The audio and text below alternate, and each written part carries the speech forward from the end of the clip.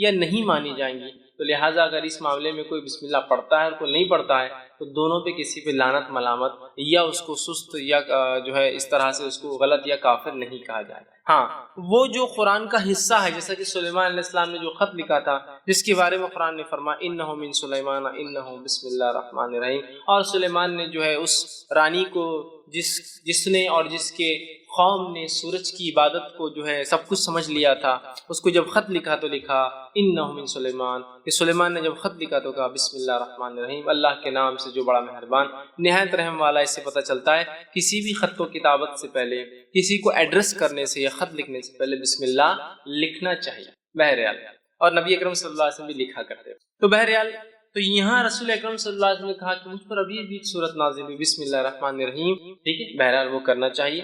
اور سورۃ الفاتحہ کے اندر بھی وہ کہتے ہیں پڑھنا چاہیے، اس لیے کہ سورۃ الفاتحہ کا تو یہ ایک حصہ ہے، کیونکہ سورۃ الفاتحہ میں جو ہے 7 آیتیں ہیں، تو ظاہر سی بات ہے بسم اللہ کو چھوڑ دیا جائے تو آیتیں پھر 6 ہی بچتی ہے سورۃ الفاتحہ. تو بہرحال ہر سورت سے پہلے اس کو بسم اللہ کو پڑھنا چاہیے.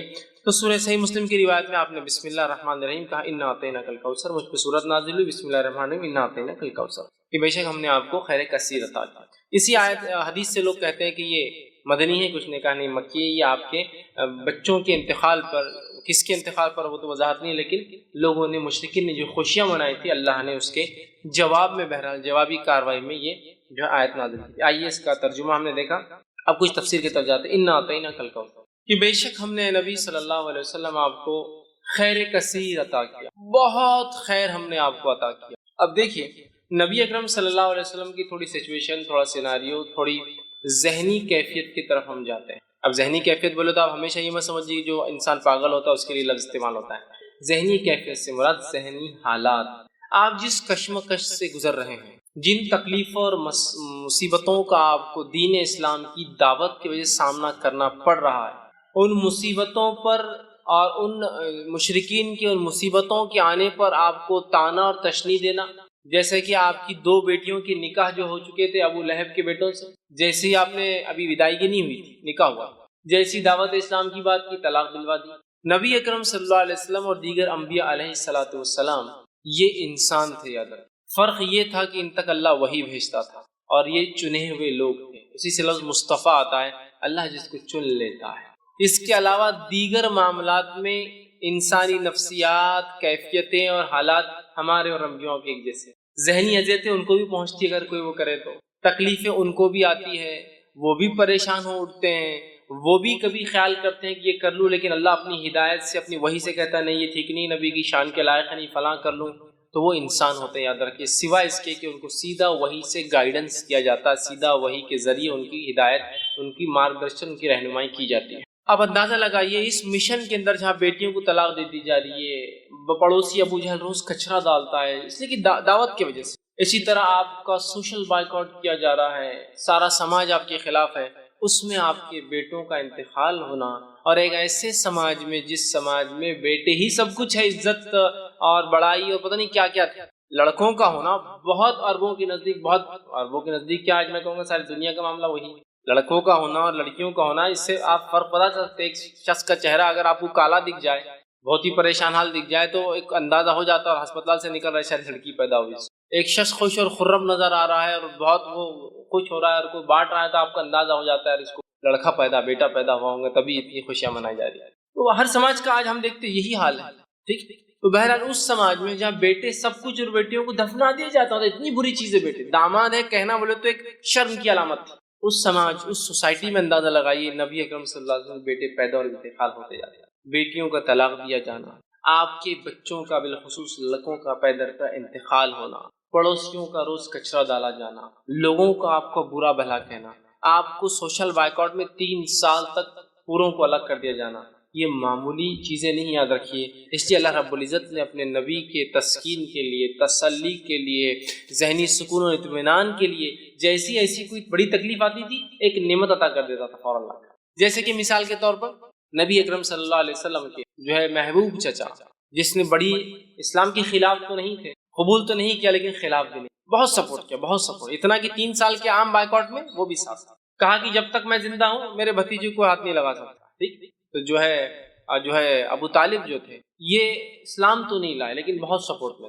اتنے سپورٹ میں تھے کہ اپنے بیٹے علی سے کہا جب اللہ کے رسول صلی اللہ علیہ وسلم دعوت دی کہ اے علی جو ہے تم اپنے بھائی جو ہے محمد کی بات مطلب میرے بھتیجے کی بات محمد کی بات جو ہے تم ماننا، اس لیے کہ وہ سچ ہے. لیکن سماجی پریشر دیکھیے کیا ہوتا ہے، خود ایمان نہیں لائے ہے نا. اب اندازہ لگائیے اس سے. ٹھیک تو جو ہے تکلیف دی جا رہی تھی اس زمانے میں، اس ستم میں انہوں نے آپ کی مدد کی. یہ انتقال کر جاتے ہیں، مشرکین جو ہے خوش ہوتے ہیں. اور یہ بات بھی یاد رکھیے بلال رضی اللہ عنہ ایک طرف ہے، اور جو ہے سمیہ رضی اللہ عنہا کو جو ہے شہید کیا جا رہا ہے نا.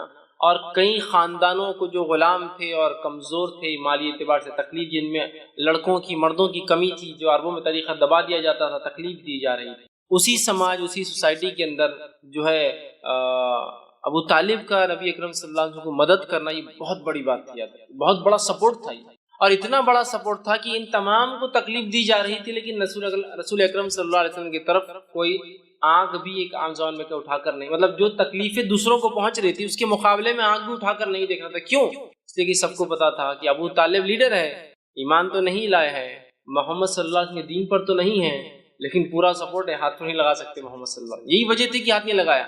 اور جتنی باتیں آتی ہیں کہ آپ کا گلا دبایا گیا، آپ کے اوپر اونٹ کی وجڑی رکھ دی گئی، یہ تمام باتیں ان کے انتقال کی بات تھی. تب تک تو کسی نے ہمت نہیں کی. یہی وجہ تھی. ان کا انتقال ہوتا ہے تو آپ کے ایک یہ ذہنی سپورٹ بھی تھے، چچاتے بڑی محبت تھی، اور والد کے بعد جو ہے اور دادا کے بعد انہوں نے ہی پالا. والد کا انتقال کر گئے تھے، پہلے دادا نے وہ کیا، اور دادا کا انتقال بھی 6 سال کی عمر میں ہو گیا. تب سے لے کر انہوں نے کفالت اور مددگار بھی تھے اسلام کے. دوسرا فوراً اس کے بعد جو ہے آپ کی بیوی کا، جو اب تک ایک ہی بیوی تھی آپ خدیجہ رضی اللہ عنہا، ان کا بھی انتقال ہو جاتا ہے. آپ بڑے غمزدہ اور مایوس، ایک طرح سے آپ جو ہے پریشان ہیں. ایک طرف چچا کا سپورٹ جو دین کے لیے مفید تھے، ایک طرف بیوی کا سپورٹ جو گھر سے ایمان والی تھی اور مدد کرتی. پہلے ایمان والی یاد رکھیں، پہلے ایمان لانے والوں میں یہی شامل ہے. فرسٹ جو کسی نے اسلام لایا وہ ایک عورت تھی. پہلا جو اسلام کے لیے شہادت دی وہ بھی ایک عورت تھی، یاد رکھیں. بہرحال تو پہلی تھی، آپ غمزدہ ہوئے. اللہ نے آپ کو معراج کا سفر کرا. معراج اسی وقت ہوئی نا، دونوں کے انتقال کے بعد معراج سفر کرا دیا، تاکہ وہ جو غم اور وہ ذہنی تکلیف تھی ہٹ دی. جب غائب کے معاملات آپ دیکھ کر آ جائے تو اللہ ایسے ہی کرتا ہے. اب دیکھیے نبی کو تکلیف دی جا رہی ہے، بیٹے کا انتقال ہو گیا، لوگ مذاق اڑا رہے ہیں. ایک آیت آ رہی ہے، ایک سورت آ رہی ہے، غم کی کوئی ضرورت نہیں. یہ کہہ رہے ہیں کہ تمہارا لڑکا انتقال کر گیا، تمہارا بیٹا مر گیا، کوئی مسئلہ نہیں، نہ آتا ہی نہ کل کوثر. ہم نے تم کو خیر کثیر عطا کر دیا نا، کیوں تم غم کر رہے ہو چھوٹی موٹی چیزوں پہ دنیا میں جو کھو رہی ہے تم سے؟ خیر کثیر عطا کر دیا، بہت زیادہ خیر ہم نے آپ کو اے نبی نواز دیا. یہ کسی بھی شکل میں ہو سکتا ہے، دنیا کی نعمتوں کی شکل میں. اور ہم نے دیکھا نبی اکرم صلی اللہ علیہ وسلم کی زندگی میں آپ لیڈر کہلائے، آپ نے جو ہے ایک ملک کے آپ سربراہ کہلائے، اور جو جس زمین سے آپ کو بے بس اور بے سہارا اور تکلیف دے کر نکالا گیا تھا، اس زمین پر اللہ رب العزت نے آپ کو ایسے واپس غلبے کے ساتھ لایا کہ جو مشرکین اور جو آپ کے دشمن تھے وہ گھٹنے کے بل آ چکے تھے، جن کے پاس منہ کھولنے کے لیے کوئی چارہ نہیں تھا. مطلب اللہ نے ایسا نوازا کہ ایک انسان جس کو 13 سال تکلیف دے کے اپنے شہر سے نکالا گیا، جب واپس اپنے شہر میں آتا ہے تو ایک خاتون کی حیثیت سے، اور آج سب خطر اس کے جو ہے گھٹنوں پر آ جاتے ہیں. دیکھیے 10 سال کے اندر اللہ کو دیتا ہے، یہ بھی خیر کثیر. اسی طرح جو ہے دنیا کی نعمتوں کے اعتبار سے جس شخص کو یا جس دین کے لیے قدم رکھنا ممکن نہیں تھا مکہ شہر میں، آج اس دین کی ایک اپنی سلطنت، ایک حکومت اللہ نے آپ کی زندگی میں بنا دی، یہ خیر کثیر. اسی طرح دیگر بہت ساری نعمتیں جو نبی اکرم صلی اللہ علیہ وسلم کو جسمانی اعتبار سے، صحت کے اعتبار سے، بیویوں کے اعتبار سے، اولاد میں لڑکیوں کے اعتبار سے دی گئی، اور صحابہ کے اعتبار سے جو ساتھی اور دوست دیے گئے، یہ بھی خیر کثیر اس میں شامل ہے. تو کہا اِنَّا أَعْطَيْنَاكَ الْكَوْثَرَ. آپ ایک اپنے بیٹے کے انتقال پہ جو لوگ خوشیاں منا رہے ہیں، آپ غمزدہ کیوں ہوتے ہیں نبی؟ ہم نے تو آپ کو خیر کثیر عطا کر دیا، بہت کثرت سے خیر عطا کیا. اس کا ایک معنی یہ بھی آتا ہے جو مفسرین لیتے ہیں، ہم نے آپ کو حوض کوثر عطا کیا. حوض کوثر کیا ہے؟ حوض کوثر جنت کی ایک نہر ہے. وہ نہر کے اطراف کے بہت سارے حالات، وہ کیسی دکھتی ہے، کیا ہوتی ہے، بہت ساری تفصیلات ہوتی ہے. ایک روایت میں آتا ہے اس کے اطراف پرندے بھی ہیں. اور وہ بکر صدیق رضی اللہ عنہ بیٹھے تھے کہ اللہ کے رسول نہر کا پانی تو بڑا اچھا ہوگا. تو کہا شہد سے بھی زیادہ میٹھا ہے، دودھ سے بھی زیادہ سفید ہے، ٹھیک، بڑی اس کی خصوصیتیں ہیں. کہا اس کے اطراف پرندے، تو کہا بہت اچھا منظر ہوگا. تو کہا پرندے کھانے میں بھی بکر بڑے اچھے ہوں گے.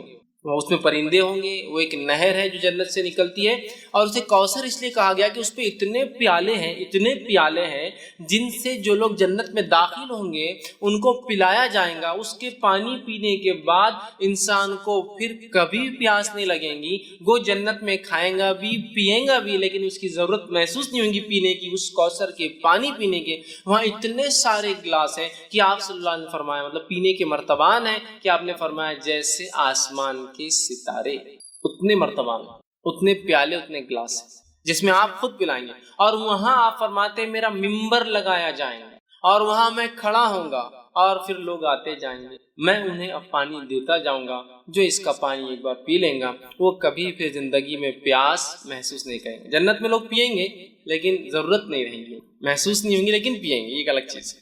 مطلب آپ کو کوئی چیز کی ضرورت نہیں لیکن پھر بھی آپ رکھتے ہیں اس کو، ایک الگ چیز ہے۔ تو یہ کوثر ہے، تو کہا ہم نے آپ کو حوض کوثر عطا، جس کا پانی پی کر لوگ پیاس محسوس نہیں کریں گے، جس پہ اس کثرت سے لوگ پانی پئیں گے، جس کی وجہ سے کوثر اسے، اس کثرت سے پیالے ہیں اور ہر ایک انسان کو ایک پیالہ۔ اور آسمان کے ستارے کتنے ہیں میں سمجھتا ہوں یہ ممکن نہیں ہمارے لیے، ٹریلینس آف سٹار صرف ایک ایک چھوٹی چھوٹی گیلیکسیز میں ہوتے ہیں، ٹریلینس، تو اتنے اس کے پیالے، اسی وجہ سے کوثر کا۔ تو ہم نے آپ کو حوض کوثر عطا کیا۔ حوض کوثر کا جو واقعہ صحیح مسلم میں آتا ہے، آپ نے فرماتے میرا ممبر لایا جائے گا، میں کھڑا ہوں گا، لوگ آ رہے ہوں گے، میں پانی پلا رہا ہوں گا، اور کچھ لوگ آ رہے ہوں گے تو انہیں دھکے دے کر پیچھے کیا جائے گا، میں کہوں گا فرشتوں یہ میری امت کے لوگ ہیں، انہیں آنے دو میرے پاس، انہیں آنے دو۔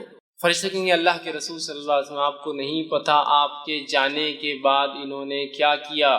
آپ سب کہیں گے کیا کیا؟ وہ کہیں گے انہوں نے آپ کے جانے کے بعد آپ کے دین میں بدعتیں ایجاد کی۔ بدعت مطلب نئے نئے کام کیے، نئے نئے اعمال کیے جو آپ نے نہیں بتائے تھے۔ آپ سب کہیں گے سحقاً، دور لے جاؤ، میں نظر دور لے جاؤ، اس لیے کہ میرے جانے کے بعد یہ کیا دین کے ساتھ انہوں نے۔ تو بدعتی لوگ اس حوض کوثر پہ سے پانی نہیں پی پائیں۔ اس سے ایک مسئلہ یہ بھی نکلتا ہے نبی اکرم صلی اللہ علیہ وسلم کو امت کے اعمال کا پتہ نہیں ہے، اسی لیے آپ کو کہا جائے گا آپ کو پتہ نہیں کیا کیا گیا۔ لیکن یہاں لوگ ایک چیز لاتے نہیں، نبی اکرم صلی اللہ علیہ وسلم کو یہ تو پتا ہوگا کہ میری امتی ہے نا، تو یاد رکھیے یہ تو آپ کو بتایا جائے گا اور ہر امت پہچانی جائیں گی۔ کچھ روایتوں میں آتا ہر کسی کے پیچھے جھنڈے ہوں گے، فلیگز ہوں گے جس سے پہچانے جائیں گے کون ہے۔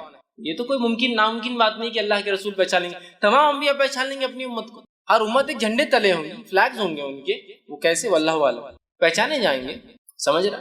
یہ تو آپ کو بتایا جائے گا لیکن آپ کو پتہ نہیں ہوگا امت نے کیا کیا، اس لیے کہ آپ عالم الغیب نہیں۔ تو یہاں پتہ چلا اس خیر کثیر کو اگر حاصل کرنا ہے ایک امتی کو، تو اسے چاہیے کہ نبی اکرم صلی اللہ علیہ وسلم کے دین میں بدعت ایجاد نہ کرے، ورنہ حوض کوثر پہ سے اس کو پیچھے کر دیا جائے گا، عام الفاظ میں کہوں تو ہکال دیا جائے اور اسے پانی نصیب نہیں ہوگا۔ تو جو جام کوثر پینا چاہتا ہے اپنے نبی کے ہاتھ سے، تو اسے چاہیے کہ اپنے نبی کے طریقے پہ ساری زندگی گزارے اور اس میں کوئی چیز نہ کمی کرے نہ کسی چیز کا اضافہ کرے، ورنہ اس حوض کوثر پہ سے اسے نکال دیا۔ تو کہا اِنَّا أَعْطَيْنَاكَ الْكَوْثَرَ، اے نبی ہم نے آپ کو خیر کثیر حوض کوثر عطا کیا۔ اور دونوں باتیں درست ہیں، اس لیے کہ حوض کوثر خود ایک خیر کثیر کا حصہ بھی ہو سکتی ہے، بہت زیادہ خیر کا حصہ، دنیا میں مختلف چیزوں کے اعتبار سے خیر ہم نے آپ کو عطا فرمایا، اور آخرت دیکھیے صحابہ خود ایک جو ہے نبی اکرم صلی اللہ علیہ وسلم کو ایک خیر کثیر جو عطا کیا تھا اس کی ایک علامت ہو سکتے ہیں کہ عیسیٰ علیہ السلام کے حوارین کی تعداد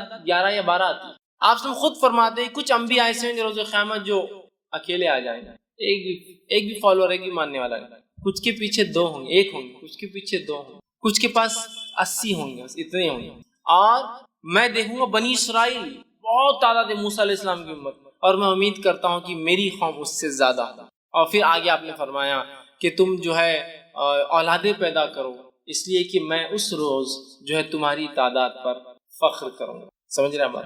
تو آپ دیکھیے، تو یہاں انبیاء کی حالات دیکھیے کہ ایک بھی نہیں ہے، 1 ہے، 2 ہے، 30 40 50 100 80 ہے نا۔ بنی اسرائیل سیکنڈ ٹو امت محمدیہ ہونے والی نیکسٹ ہوں گی، اس لیے آپ نے کہا امید ہے میری امت جو ہے سب سے زیادہ ہوں گی، بنی اسرائیل کو بھی پیچھے چھوڑ دیں گی میری امت، اتنے تعداد کے اعتبار سے زیادہ ہوگا۔ تو دیکھیے صحابہ کی تعداد دیکھیے، کچھ انبیاء کو تو ایک بھی نہیں ملا ہے صحابہ۔ اللہ کے رسول صلی اللہ علیہ وسلم کو ایسے صحابہ ساتھی کو کہتے ہیں، یاد رکھیے اصحاب جو ہے ساتھی کو کہتے ہیں عربی زبان میں، ٹھیک؟ تلاميذ اسٹوڈنٹ نہیں تھے، یہ ساتھی، اور ساتھی جنرلی کیلیبر کا ہوتا ہے بہت، اسی لیے اس کو اصحاب کہا جاتا ہے۔ ٹیچر اور اسٹوڈنٹ کو کبھی بھی ساتھی نہیں کہیں گے آپ، 2 اسٹوڈنٹس کو ساتھی کہا جاتا ہے، یہاں دیکھیے اصحاب کہا گیا اس لیے کہ اللہ نے ان کو تیار کیا گیا، اللہ نے تیار کیا تھا، اور اللہ نے خود قرآن میں بیان کیا کہ صحابہ کی مثال توریت اور انجیل میں بھی اللہ نے دی تھی، تو گویا صحابہ بھی چوزن پیپل تھے، سلیکٹڈ پیپل تھے، چنے ہوئے لوگ تھے۔ بہرحال تو یہ بھی خیر کثیر، تو بہت ساری باتیں، لیکن خیر کثیر سے مراد کچھ بھی خیر جو اللہ نے دیا، اور حوض کوثر بھی ہو سکتا ہے، چونکہ حوض اور کوثر بھی خیر کثیر کی ایک ایگزامپل یا مثال یہ یاد رکھیں۔ چلیے ہم آگے بڑھتے ہیں۔ اللہ نے فرمایا اِنَّا أَعْطَيْنَاكَ الْكَوْثَرَ، اے نبی ہم نے آپ کو خیر کثیر عطا کیا، کوثر عطا کیا، حوض کوثر عطا کیا، فَصَلِّ لِرَبِّكَ وَانْحَرْ، تو آپ کیا کیجئے؟ نماز قائم، آپ کیا کیجئے؟ تو جو رب کے لیے جو ہے نماز پڑھیے، بڑائی بیان کیجئے، نماز قائم کیجئے، وَانْحَرْ، اور کیا کیجئے اس کے ساتھ؟ قربانی کیجئے، نہر کہتے ہیں اونٹ کی قربانی، تو آپ جو ہے نماز قائم کریں اور قربانی اے نبی جو ہے اللہ کے لیے دیتے رہے۔ گویا اس سے ایک بات پتہ چل رہی وہ یہ ہے کہ ایک آیت میں تو کہا ہم نے آپ کو خیر کثیر عطا کیا، خیر کثیر عطا کرنے کے بعد دوسری آیت کیا بول رہی ہے کہ آپ نماز پڑھیے اور قربانی دیجیے۔ اس سے ایک بات پتہ چلتی ہے کہ نماز قائم کرنا اور قربانی دینا یہ ایک طرح سے شکرانہ ہوتا ہے جو اللہ مختلف نعمتیں ہمیں عطا کرتا ہے۔ اس لیے کہ دیکھیے بالکل واضح طور سے کہا گیا کہ آپ نماز قائم کیجیے اور کیا کیجیے ساتھ جو ہے قربانی دیجیے، مطلب نماز قائم، پہلے تو کہا خیر کثیر دیا، فوراً کہا نماز قائم کیجیے اور قربانی، مطلب گویا نماز اور قربانی ایک طرح سے شکرانہ ہوتا ہے کسی عمل کے بدلے یا کسی چیز کے بدلے جو اللہ ہمیں جو ہے عطا کرتا ہے۔ تو اللہ جو چیز عطا کرتا ہے یہ ایک طرح سے اس کا بدلہ ہو سکتا ہے، تو یہ بات کو ہم بھی ذہن میں رکھیں۔ اللہ نے کسی بھی قسم کا ہمیں خیر دیا تو نماز ایک بڑی بہترین چیز ہے اس خیر کے لیے شکرانہ ادا کرنا کہ اللہ تیرا شکر ہے کہ تو نے یہ فلاں فلاں چیز ہمیں عطا، ٹھیک ہے۔ اور قربانی دینا یہ بھی بڑی اہم چیز ہے، قربانی دینے سے اللہ خوش ہوتا ہے، جیسے کہ آپ صلی اللہ نے فرمایا 10 ذی الحجہ کو، جس کو عام زبان میں بقرعید کہتے ہیں، 10 ذی الحجہ کو جانور ذبح کرنے، نہر خون بہانے سے زیادہ کوئی عمل اللہ کو پسند ہے، بہت محبوب عمل ہے قربانی، کہ اللہ ہم جانور کی قربانی دے کے اعلان کرتے کہ وقت آنے پر ہر چیز تیری راہ میں ہم قربان کر دیں گے، اعلان ہوتا، سمجھ رہا؟ تو یہاں کہا کہ فصل لربک، تو نماز قائم کی، تو گویا دیکھیے اشارہ ہو گیا ہے کہ اگر اللہ بھی ہمیں کوئی نعمت یا شکر دے تو ہم کیا کریں؟ نماز قائم کریں۔ اور نبی اکرم صلی اللہ علیہ وسلم کے تعلق سے ابوبکر صدیق رضی اللہ عنہ فرماتے ہیں اللہ کے رسول صلی اللہ علیہ وسلم کو جب بھی کوئی خبر پہنچتی اچھی آپ سجدے میں گر جاتے، کوئی مصیبت آتی، کوئی آندھی آتی، کوئی طوفان آتا، کوئی پریشانی ہوتی، آپ مسجد کی طرف بھاگتے، مطلب نماز پڑھتے، خوشخبری آئی تو نماز، سجدے میں گرنا، مصیبت آئی تو نماز، نماز دونوں کے لیے حیات ہے۔ اور اللہ نے اس بات کو سورہ بقرہ میں فرمایا، بیان بھی کیا، وَاسْتَعِینُوا بِالصَّبْرِ وَالصَّلَاةِ، مانگو اللہ سے صبر اور نماز کے ذریعے مانگنا ہے ہم کو یاد رکھنا۔ تو یہاں شکرانہ بھی ہے نماز، حاجت کے لیے دعائی ہے نماز، دعا کی ایک قسم ہے نماز، اللہ کا ایک فریضہ فرض کردہ ایک حکم بھی ہے نماز، بہت ساری چیزیں نماز ہے۔ نماز کے اتنے فوائد ہے کہ ہم گنتے جائیں تو ممکن نہیں یاد رکھیں کہ ہم ایک جگہ جمع کرنا، اتنے فوائد۔ بہرحال یہاں کا فصل لربک وانحر، کہ آپ جو ہے نبی نماز قائم کیجیے اور قربانی دیجیے اپنے رب کے لیے، ٹھیک ہے۔ تو یہاں قربانی کا حکم دیا گیا، نماز کا حکم دیا۔ ہم بھی جب بھی اللہ تعالیٰ کو نعمت عطا کرے تو ہم بھی قربانی دیں، نماز پڑھے اور قربانی دیں، تو کہا فصل، تو نماز قائم کرے، وانحر، اور قربانی دیں۔ اس سے ایک بات اور پتہ چلتی ہے کہ نماز اور قربانی دو ایسے اعمال ہیں جو خالص اللہ کے لیے ہونا چاہیے، اس لیے کہ نبیوں کہا جا رہا ہے اے نبی نماز پڑھیے اور قربانی دیجیے، یہ دونوں اعمال خالص اللہ کے لیے ہونا چاہیے، یاد رکھیے۔ تو کہا نماز قائم کی، قربانی، ان شانئک هو الابتر، بے شک تیرا دشمن ہی نام بے نام و نشان رہنے والا ہے۔ اب آیا معاملہ اس آیت کی طرف جس کی وجہ سے علماء کہتے ہیں کہ یہ آیت اس وجہ سے نازل ہوئی تھی۔ واقعہ ہے کہ آپ کے بیٹوں کا پے در پہ ایک کے بعد ایک انتقال کر جانا، اللہ تعالیٰ کی اس میں کیا حکمت رہیں گی واللہ اعلم، اللہ بہتر جانتا ہے کیا حکمت رہی ہے، لیکن علماء جو حکمتیں دیتے ہیں ان میں سے ایک حکمت یہ ہے جو ہو سکتی کہ اللہ نے آپ کو لڑکی عطا نہیں کی، تو یہ ہے کہ آج دیکھیے جو نبی کے خاندان سے سیدھے نہیں ہیں ان کو کتنا زام ہے اپنے اس خاندان سے ہونے کا، سیدھے ہو جاتے تو پتہ نہیں کیا کرتے تھے، سمجھے نا، بیٹیوں سے برانچز چل رہی ہے، چچیرے بھائیوں سے برانچز چل رہی ہے، تو کتنا زام ہے، خاندان سے تو دور، خالی اس علاقے کا ہونے کا زام دیکھیے، ہم فلاں ہیں، قومی زام، سمجھ رہے، خاندان تو دور، خالی علاقے سے ہونے کا زام دیکھیے لوگوں میں، ہم فلاں علاقے سے، ہم فلاں زبان بولنے والے ہیں۔ شاید یہ حکمت رہی، اللہ اس معاملے کو رکھنا ہی نہیں چاہتا تھا، آگے ختم کر دینا چاہتا، اس کے آگے واللہ وہ اللہ ہی جانتا ہے کیا وجہ، لیکن یہ حکمت ہو سکتی ہے، اللہ سمجھ رہا بات۔ تو اللہ نے آپ کے لڑکوں کو حیات نہیں رکھا، مشرکین جب آپ کے لڑکے کا انتقال ہوا تو مشرکین نے خوشیاں منائی اور کہا اب تو محمد کا نام لینا کوئی نہیں ہے، اس کا مشن آگے چلنے والا نہیں، اس کی تحریک یہیں ختم ہو جائیں گی۔ اور ظاہر سے کوئی بھی تحریک کے لیے کیا لگتا ہے آپ کو معلوم، تحریک لڑکیوں سے نہیں لڑکوں سے چلتی، سمجھا، تحریک چلانا زکریا علیہ السلام اللہ سے دعا کر رہے ہیں، تو زکریا علیہ السلام کی دعا ہے اللہ مجھے ایک لڑکا عطا کر، اس لیے کہ لڑکی نبی نہیں ہو سکتی، اور بنی اسرائیل میں طریقہ تھا، اللہ کیا کرتا تھا ایک خاندان میں پھر اسی خاندان میں لڑکے دیتا تھا جو نہ انبیاء بنتے تھے۔ زکریا علیہ السلام جانتے تھے کہ اب اس قوم کو ایک نبی کی ضرورت ہے اور نبی لڑکا ہو سکتا ہے، لڑکے کی دعا کیا، کیوں؟ اس لیے کہ انہیں ایک جو ہے وارث چاہیے تھا، ایک نبوت کو آگے لے کے چلا۔ بنی اسرائیل میں ایک زمانہ آیا کہ تقریباً بنی اسرائیل کے مرد قتل کر دیے گئے تھے، ایک عورت حاملہ باقی، سارے لوگوں نے مل کر دعا کی اللہ اس سے لڑکا پیدا اور وہ نبی ہو، اس لیے کہ اب نسل نہیں، اور اللہ اس نسل میں اولاد دیتا تھا۔ روایت میں آتا ہے کہ اللہ نے اس عورت سے جب اولاد پیدا ہوئی لڑکا تھا، اور اس لڑکے کا نام رکھا گیا شمون، اور وہ شمون علیہ السلام بعد میں چل کے وہ نبی بنے، جو کہ جو ہے طالوت والے واقعے کے اندر آتا ہے کہ طالوت کو ایک ان کے نبی نے جب چنا تو لوگوں نے کہا طالوت کو ہم پر کیوں بادشاہ بناتے ہو، تو نبی نے کہا وقت کہ اللہ نے اس کو سمجھداری اور جسمانی طاقت دی۔ وہ واقعے کے اندر شمون علیہ السلام جب پیدا ہوئے تو وہ آخری لڑکے تھے جو بچے تھے، تو لڑکوں سے چلتی ہے، سمجھ رہے بات؟ تو اب مشن اینڈ ہو رہا ہے ایک طرح سے، ظاہری طور سے مشن اینڈ دکھ رہا ہے، لڑکے ختم مشن ختم۔ تو کہا ان نشانی کو الابتر، اللہ جواب دے رہا نبی آپ کو کوئی پریشان ہونے، دل جو ہے اپنے آپ کو جو ہے مایوس کرنے کی کوئی ضرورت نہیں، آپ کا دشمن بے نام و نشان ہے۔ گویا اس کا دوسرا معنی ہے آپ کا نام و نشان رہنے والا ہے، آپ کا دشمن جو آپ کا مذاق اڑاتا ہے، اس کی چاہے ہزاروں اولادیں ہو جائے، یہ بے نام و نشان۔ آج جتنے مشرکین کو ہم یاد کرتے ہیں سوائے سیرت کے، اس کے علاوہ کبھی یاد کرتے ہیں جو مشرکین کے نام آج تھوڑے بہت باقی ہیں بڑے بڑے سرداروں کے، اس کے علاوہ جو جنگ بدر میں عہد میں مر کھپ گئے، کون پہچانتا ہے ان مشرکین کو آج؟ کبھی آپ نے سنا مکہ گئے تو یہ کنواں تھا، اس میں 10 مشرکین ڈالے گئے، پہلا یہ تھا، دوسرا یہ تھا، تیسرا یہ تھا، اس کو پرواہ ان کی، مر کھپ گئے، نسلیں چلی ہوں گی لیکن کوئی ان کو نہیں پہچانتا ہے۔ خود ان کی نسلوں نے ایمان لانے کے بعد ان کا نام لینا پسند نہیں کیا کہ ہمارے جد اعلیٰ تھے یہ، ہمارے باپ دادا تھے یہ، ہے نا؟ جب ابو جہل کے گھر والے ایمان لائے تو کچھ صحابہ بعد میں آنے والے لوگ ان کو کہتے تھے کہ ارے تو ابو جہل کی اولاد، تو گئے اللہ کے رسول کے پاس، کہا اللہ کے رسول یہ بار بار ہم کو تانا دیتے ہیں لوگ ابو جہل، تو آپ نے کہا کہ اپنے مردوں کو برا نہ کہو، اس لیے کہ ان کو برا کہنے سے ہمارے زندوں کو تکلیف ہوتی ہے۔ تو یہ ایک مشرک مردے کے بارے میں بات، لہٰذا سے ایک پتہ چلتا ہے کہ ہم مومن مردے کے بارے میں بری بات نہیں کرنا چاہیے۔ مشرک تھا نا، تو کہا اپنے مردوں کے بارے میں ابو جہل کو برا مت بولو، اس لیے کہ اس سے کیا ہوتا ہے اس کے گھر والوں کو۔ ایک روایت میں آتا ہے کہ عبداللہ ایک مرتبہ، جو کہ عبداللہ بن عبداللہ ان کا نام تھا بن ابے، جو کہ منافقین کا سردار تھا، عبداللہ بن ابے، ان کے بیٹے کا نام بھی عبداللہ تھا۔ تو عبداللہ بن عبداللہ اور کہ اللہ کے رسول صلی اللہ علیہ وسلم لوگ میرے باپ کے بارے میں تانا مارتے ہیں کہ رئیس المنافق تھا، منافق تھا، کہ تو نام تو اللہ نے نبی کو بتایا تھا لیکن صفتیں اللہ نے قرآن میں اتنی کھول کھول کے بیان کی مشرکین کی اور اللہ کے رسول نے منافقین کی کہ پتہ چلنا بہت آسان تھا، صحابہ کو معلوم تھا۔ تو آگے کہا میرے باپ کو برا کہتا، آپ نے کہا اپنے مردوں کو برا مت کہو، وہ اپنے انجام کو پہنچ چکے ہیں، تم مردوں کو برا کہنے سے زندوں کو تکلیف۔ تو آج ان کی خاندان والے خود جو ہے نام نہیں لیتے، بے نام ہو گئے، وہ اولاد کے بعد، لڑکوں کے بعد، ہزاروں لڑکوں اور نسلوں کے بعد بے نام۔ کہا تیرا دشمن بے نام رہے۔ تو جتنے دشمنوں کا نام لے بھی لیتے نا ابو لہب کا، صرف اس لیے لیتے کہ سیرت میں آتا ہے، اس کے علاوہ کبھی تذکرے سنے ابو لہب کی مجلس، ابو جہل کی کوئی مجلس سج رہی کہ اس نے کیا کیا، کچھ کوئی نام نہیں، ہم ہی کبھی تو لے لیتے، ارے تورے بولتے نکل جاتے آگے، کوئی ویلیو نہیں، کوئی نہیں۔ اور نبی اکرم صلی اللہ علیہ وسلم جہاں وہ یہ سمجھ رہے تھے اس کے لڑکا نہ ہونے سے اس کا خاندان ختم، نسل ختم، اور آپ کی عمر بھی تو ہو چلی تھی نا، تو ان کو وہ تھا کہ اب عمر بھی تو ہو جا رہی ہے شخص کی، اس کو اب اولاد نہیں تھوڑی ہوتی بعد میں، اور وہ خوش ہو رہے تھے۔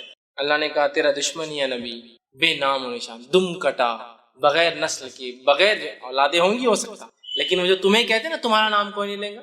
آج ہم دیکھتے ہیں نبی اکرم صلی اللہ علیہ وسلم کا نام ان کے بچوں کے نام سے تو نہیں، مطلب لڑکوں کے نام سے تو نہیں رہا، لیکن آج دنیا میں سب سے زیادہ نام جو رکھا جاتا ہے اور وہ کیا تھا، وہ کیا ہے معلوم آپ کو؟ محمد، سب سے زیادہ۔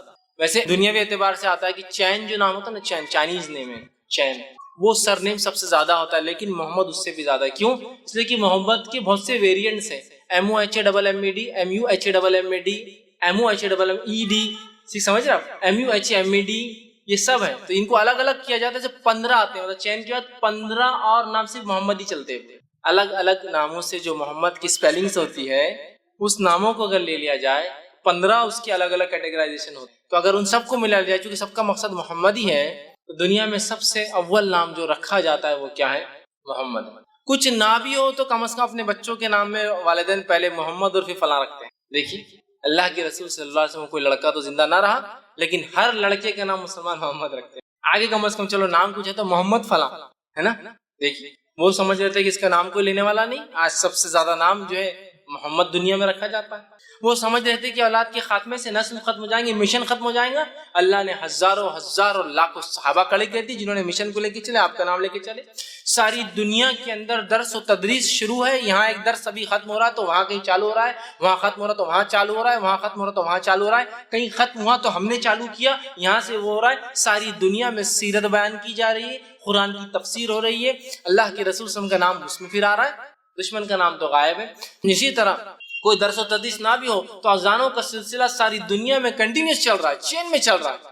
سب سے پہلے صبح جاپان میں ہوتی ہے، جاپان نے فجر کی اذانیں شروع ہوگی صبح سے پہلے، جاپان سے معاملہ ہوا ملیشیا، انڈونیشیا، معاملہ چل رہا ہے برما، ویتنام، کمبوڈیا، بنگلہ دیش، ہندوستان، پاکستان، افغانستان، ایران، عراق، سیریا، پھر اس کے بعد آپ چلتے جائیے پورے یورپین کنٹریز، اس کے بعد یو کے، یو ایس۔ ابھی یو ایس میں ختم ہوا فجر کا معاملہ تو ادھر عشاء کا معاملہ پھر جاپان میں چالو ہوگا، معاملہ دن پلٹ گیا، پھر ہی چالو ہوگی۔ تو ایک گھڑی ایسی نہیں ہے جب محمد صلی اللہ علیہ وسلم کا نام لیا نہیں جا رہا ہے، اذانوں میں لیا جا رہا ہے، درس و تدریس میں لیا جا رہا ہے، کتابوں کی شکل میں پڑھ کے لوگ نام لے رہے ہیں، لوگوں کو ابھارا جا رہا ہے، مثالیں دی جا رہی ہے، مسلم لے رہا ہے، غیر مسلم لے رہا ہے، اچھائی سے لے رہا ہے، برائی سے لے رہا ہے، نام لیکن چل رہا ہے۔ دشمن کو تو کوئی پوچھنے والا اور پہچاننے والا بھی نہیں سوائے ہم کے ہمارے کہ کبھی کبھار سیرت میں ہم بول دیتے ہیں فلاں کٹر منافق تھا، کٹر مشرک تھا، تو گویا انہوں نے سمجھا اولاد کا لڑکوں کو ہونا نسلوں کو باقی رکھنے کی بجائے اللہ نے بغیر لڑکے کی بھی نبی کا نام قیامت تک باقی، ان نشانیہ کا ولبتر، تیرا دشمن بے نام و نشان ہے، اور ہو گیا دشمن بے نام و نشان۔ نبی کا نام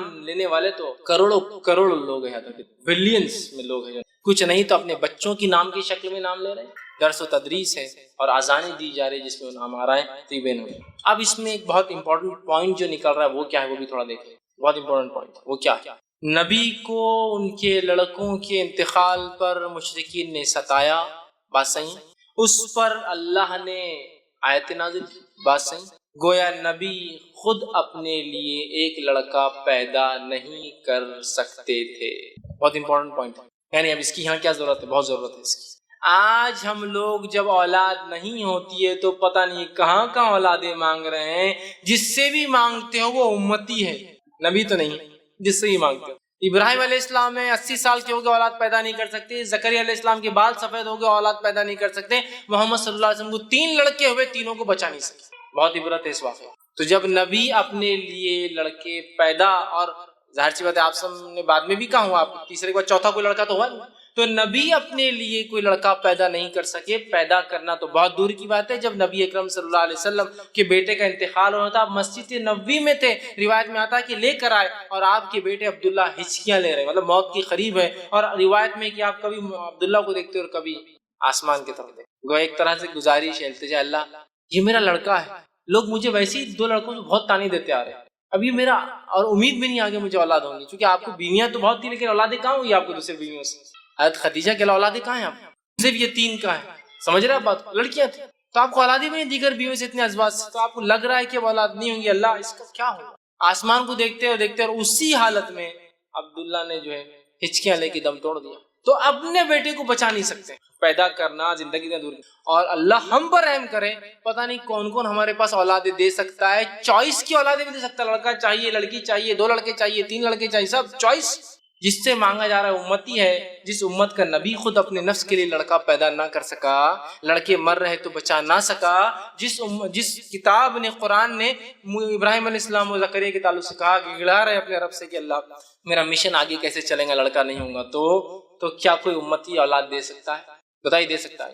کوئی امتی اولاد نہیں دے سکتا، کوئی امتی نہیں دے سکتا۔ تو ایک بڑا سبق تھا کہ تیرا دشمن بے نام رہے گا، لیکن ابھی آپ کو لڑکا نہیں، ٹھیک ہے، اس وجہ سے آپ کا نام فلاں بن محمد نہیں باقی رہے گا، لیکن تیرا دشمن بے نام، ہم آپ کا نام قیامت تک باقی رکھنے والے، کس شکل میں وہ ایک الگ معاملہ ہے، لیکن آپ کا نام باقی ہے۔ اس سے پتا چلا نبی اپنے نفس کے لیے لڑکے پیدا نہیں کر، قرآن میں اللہ نے اس کی وضاحت کی، اللہ جسے چاہتا ہے لڑکے دیتا ہے، جسے چاہتا ہے لڑکیاں دیتا ہے، جسے چاہتا ہے دونوں دیتا ہے، اور جسے چاہتا ہے کچھ بھی نہیں دیتا، چوائس، اس کی مرضی، اس کی مرضی، سمجھ رہے آپ بات؟ تو یہ بڑا میسج تھا اس میں، تیرا دشمن بے نام رہیں گا، آپ کو اولاد نہیں، لڑکا نہیں ہے، نبی یہ خوش ہو رہے ہیں، آپ گھبرائے مت، آپ کا نام باقی رکھیں گے، گویا نبی اپنے نفس کے لیے لڑکا پیدا نہیں کر سکتے، تو رہا امتی لڑکے اور بچے دے رہے ہیں، کتنے بد لوگوں نے پتہ نہیں آستانے اور در بنا دیے، جہاں جا کر فلاں عمل کر لیے تو لڑکے بھی پیدا ہوتے، چوائس کے نہیں، بھائی ہم کو تو 4 لڑکے لڑکی چاہیے تو چوائس سے لڑکی بھی لے لیجیے آپ، سبحان اللہ، تھوڑی تو عقل لڑاؤ، قرآن سے دوری کا یہ نتیجہ ہے۔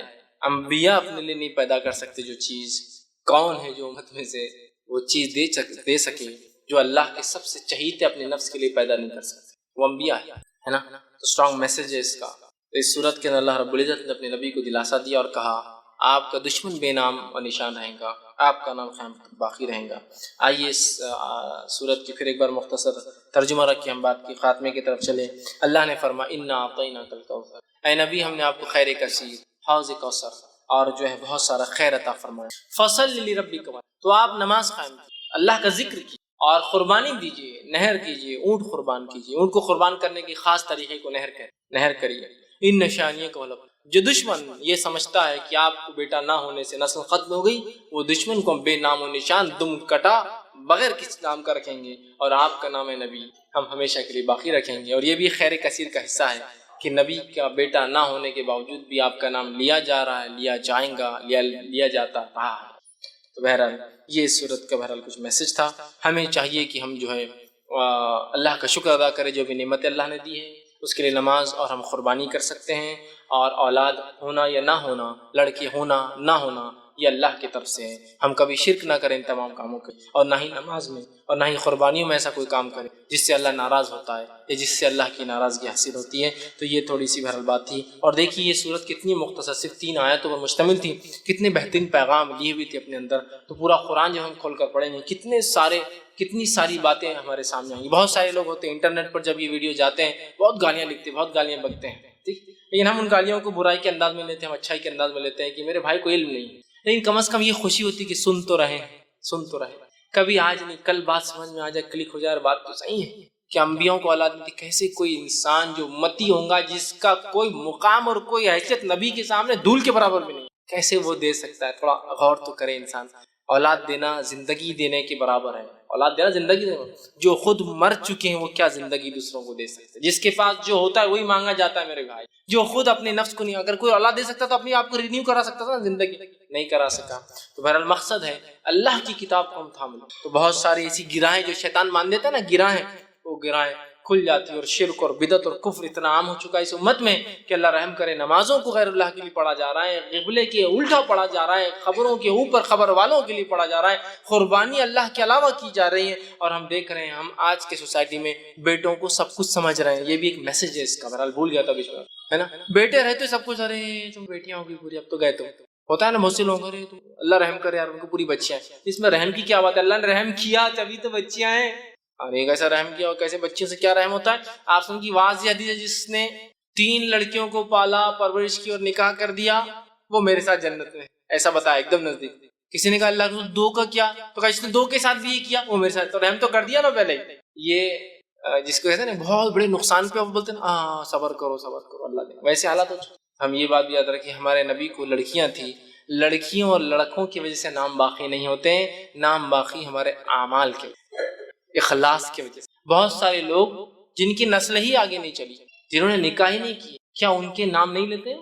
بڑے بڑے علماء دیکھیں، بہت سارے ایسے جنہوں نے شادی نہیں کی، زندگی حالات وقت زمانہ نہیں آیا، جیلوں میں زندگیاں گزار دی، جوان ہوئے جیل میں ہوئے، بوڑھے ہوئے جیل میں، مر گئے جیل میں، شادی نہیں کی، نام لیتے ہیں نا، نام لیتے ہیں ان کے کام کی وجہ سے، سمجھ رہے ہیں آپ بات کو؟ تو لہٰذا یہ کوئی مایوسی کی شکل نہیں ہے جن کو لڑکا نہیں ہو، وہ ڈپریسڈ ہے، کیوں لڑکا نہیں ہو رہا ہے نا، اور لڑکا نہیں ہو رہا، یا پھر اللہ نے لڑکیوں کی نعمتیں عطا کی تو پریشان ہے کہ اب ان کا بوجھ کیسے حل کریں گے، ان کو کیسے پالیں گے، کیسا بڑا کریں گے، زمانہ تو یوں آ رہا، زمانہ کیوں آ رہا ہے؟ میرے بھائی تو رزاق نہیں ہے، میں رزاق نہیں ہوں، رزق دینے والا کوئی اور ہے۔ جب میں پیدا ہوا تھا تو مجھے جب کھلایا تو مجھے پوری امید ہے جتنا میرا بچہ پیدا ہوا جو لے کے آئے وہ کھا کے جائیں گا۔ اور یہ بات یاد رکھیے، میرے رزق کی فکر مجھے نہیں ہوتی ہے، میرے رزق کی فکر کسی نے کر لی ہے، اور میرا رزق جب میں اپنے ماں کے پیٹ میں 4 مہینے کا تھا وہ لکھا جا چکا ہے، وہ تو مجھے ملنا ہی ہے، بس میرا کام اس کے لیے میں کوشش کروں گا، یہ تو میرا ایمان ہے نا۔ اور علامہ صالح العثیمین رحمہ اللہ بڑی پیاری بات فرمایا کرتے تھے، جو لوگ ہوتے ہیں نا انہیں لڑکا بڑھاپے کا سہارا بنتا ہے کہ سہارے وارے بنتے، نیک رہا تو ٹھیک، ورنہ آدمی مرتے مرتے تک بولتا ہے کہ اس نے میری سنا نہیں، اس نے میری سنا، مطلب گویا جاتے وقت ہی بددعائیں دے کے جاتا ہے، اس کی زندگی برباد ہو جاتی ہے، اس کی بھی ختم ہو جاتی ہے، ایسا کچھ بھی نہیں لڑکی اور لڑکیوں کے اندر۔ صالح حسین رحمہ اللہ بڑی پیاری بات فرمایا کرتے تھے، اولاد ہم کیوں پیدا کرتے ہیں؟ وہ کہتے تھے ہم اولاد اس لیے نہیں پیدا کرتے کہ اولاد ہمیں کھلائے پلائے بڑھاپے کا سہارا بنے، ہم اولاد اس لیے پیدا کرتے ہیں کہ یہ اللہ کی عبادت کرے، یہ موٹو ہے۔ تو لڑکی بھی کرتی ہے اور لڑکا بھی کرتا اللہ ہے نا. یہ مشن سے کوئی رہے کہ اللہ دینے والا ہے, لڑکیاں دے لڑکا دے, جو دیا نہیں. اچھا جس کو نہیں ہے وہ کیا بول رہا, اللہ کچھ بھی دے تو چلتا. جس کو لڑکیاں دے تو نہیں اللہ ایک آدھ تو لڑکا ہونا چاہیے. جس کو ایک دے دیا اللہ دو ہو گئے تو جوڑی ہو جاتی نا, اکیلا جو ہے پریشان ہے. دو ہو گئے تو اللہ تین ہو گئے زیادہ اچھا رہتا نا, اگر ایک آدھ اس میں سے کچھ ہو گیا کر گیا تو مطلب سیف سائڈ اسٹیپ نہیں ہونا پھر ان کو. اب تین ہو گئے تو نہیں اللہ چار ہو گئے تو دو دو جوڑی برابر ہو جاتے ہیں. مطلب ناشکری کی تو حد شروع سے لے کر آخر تک ہے ہماری. نہیں ہے تو ناشکری, کچھ تو بھی دے دیا اللہ چلے گا, دے دیا تو ناشکری کہ ایسا اور ویسا کیوں دیا. چوائس اس میں کہ نہیں اللہ پہلا کم از کم لڑکا ہو جائے, دوسرا کچھ بھی ہو چلتا, کم از کم فرسٹ شاٹ میں اپن کامیاب ہو جاتے, نیکسٹ دیکھا جائے گا لڑکی ہو تو پھر چل جائیں گا, کم از کم ایک لڑکا ہو جائے تو تسلی تو ہو جاتی ہے نا. کچھ بھی نہیں یاد رکھے, کچھ بھی نہیں. لڑکیاں ہیں تو بہت مشکل ہوں گی, لڑکیاں تو بہت آسانی, کچھ بھی نہیں ہے.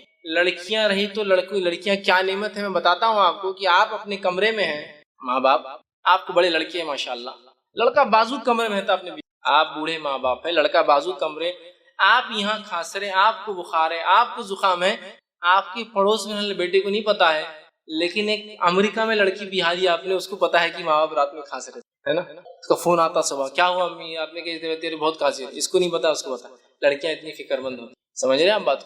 وہاں سے فکر ہے اس کو کہ ماں باپ کا یہاں انڈیا میں کیا چل رہا ہے, وہاں سے فون چل رہا ہے, پڑوس میں بیٹا, اس کو نہیں پتا کیا ہو رہا ہے نا.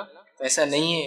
اولاد جو بھی اللہ نے دی ہو, لڑکی ہو لڑکیوں, فکر مت کیجیے اس معاملے میں, اچھی تربیت کیجیے, اپنے مشن کو حاصل کر لیجیے کہ یہ ہے کہ ہمارے بچے اللہ کی عبادت کرنے والے بن جائیں. باقی کوئی مسئلہ نہیں, آپ سکسیسفل ہیں, ٹھیک ہے, آپ کی نسل یہاں ختم ہوگی, کوئی مسئلہ نہیں. اللہ نے آپ کے لیے پسند کیا تھا, معاملہ ختم, ڈسپیوٹ ختم ہو گئے ہیں.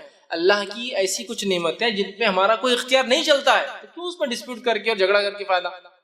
نہیں اس کا یہ آپشن ہو سکتا ہے, کوئی آپشن نہیں ہو سکتا اس کا. یہ اللہ کی مرضی, جو دینا چاہیں گا, جس کو اور جتنا دینا چاہیں گا دیں گا, دیں گا نہیں دیں گا اس کی مرضی. آپ دیکھیے بہت سے بڑے شاہان بادشاہ, کیا پیسے کی کمی ہے ان کو, کیا پیسے کی کمی ہے بتائیے مجھے. وہ 50 سال بعد ایک آدھ بچہ ہوگا, بس ایک ہی اولاد ہوگی, سب کچھ ہے, بیویوں کی لاتعداد, ان کی نان مسلم کی بات کر رہا ہوں, کوئی حد بھی نہیں ہوتی شادی میں. اولاد, جاپان کا جو کنگ ہے اس کو اولاد ہی نہیں, پریشان, کتنی شادیاں کر لی اب تک, ایک اولاد ہوئی تو پورا جاپان خوش ہو رہا تھا. 50 سال کا ہو گیا تو اولاد ہوئی, کوئی تو وائرس ملا, سمجھ. تو پیسہ ہے, دیکھیے اب ہم سوچ رہے ہیں رزق کی کمی نہ ہو جائے, دیکھیے مال دولت ہے, اولاد, یہ اللہ کی نعمت ہے. اللہ جس کو دینا چاہتا دیتا ہے, نہ دینا چاہے نہیں دیتا ہے. نبی اکرم صلی اللہ علیہ وسلم خود اللہ نے لڑکے نہیں دیے, تو لڑکے ہونا نہیں ہونا یہ نعمت, مطلب اچھائی برائی دونوں چیز کی ہوتی ہے. لیکن کوئی بھی انسان لڑکیوں کی پیدائش کو غم نہ منائے, برا نہ سمجھے, اس لیے کہ خود نبی اکرم صلی اللہ علیہ وسلم کو اللہ نے لڑکے نہیں دیے. اگر لڑکے کا ہونا ہی خیر کی اور اچھائی کی علامت ہو تو اللہ اپنے نبی کو کبھی بھی اس خیر سے محروم, سمجھے. بہرحال خیر, یہ چند باتیں تھی جو اس سورت کا میسج تھا. ہمیں چاہیے کہ ان چیزوں کو لے قرآن کا مطالعہ کرے, تاکہ بہت ساری باتیں کھلتی ہے. شیطان جو گرہ باندھ دیتا ہے, دور کرتا ہے ہدایت سے, وہ بھی ہم راستے پر آتے ہیں اور صحیح چیز کو ہم سمجھ پاتے ہیں. اللہ رب العزت سے آخر میں دعا ہے کہ اللہ سبحانہ تعالیٰ جو کچھ کہا سنا گیا اس پہ عمل کی توفیق عطا فرمائے. ہم تمام کو یا اللہ جو ہے ہمیں بھی جو ہے خیر کثیر عطا فرما, ہم تمام کو جو ہے نمازی بنا, اور ہم تمام کو جو ہے صرف خالص تیرے لیے نماز اور قربانی کرنے والا بنا, اور ہم تمام کو جو ہے ایسے کام کرنے کی توفیق عطا.